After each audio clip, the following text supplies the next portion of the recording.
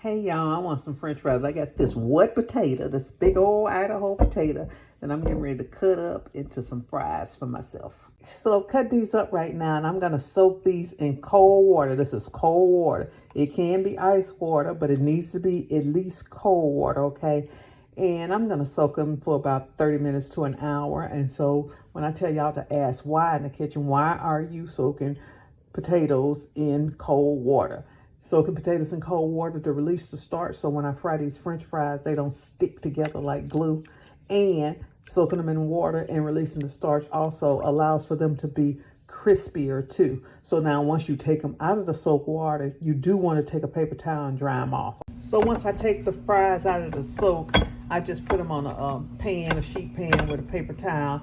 And then I also, just dry them like this to make sure that they're dry before I put into that hot oil. When I was going to college, we used to put onions in the french fries in our dorm and cook them on a hot plate. And just recently, I couldn't remember why we did that. But one of my followers reminded me we did that to stop the oil from burning as we were cooking french fries.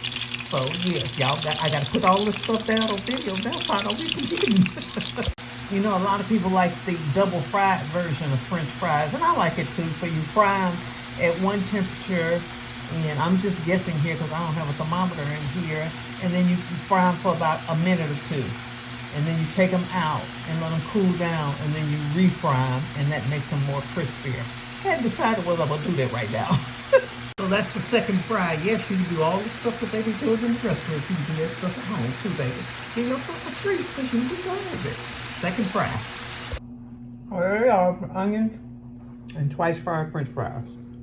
And they're delicious. They're crunchy on the outside and very soft and delicious in the inside. That's how the restaurants do it. They fry it twice. The kitchen tip today is consider adding onions to your oil to slow down the oil overheating and burning. That's what we did in college.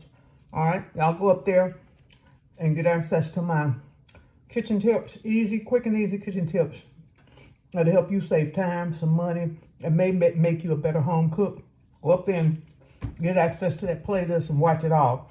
All the videos are real short. I'm thinking maybe one video on there is 5 to 8 minutes, but the rest of them are a minute or two or less, okay? I'm Dale, taking up and make me some sriracha ketchup. I'll eat my fries, and I'm eating those onions. Y'all go out and make a great day. Bye now. Yep, I eat onions too.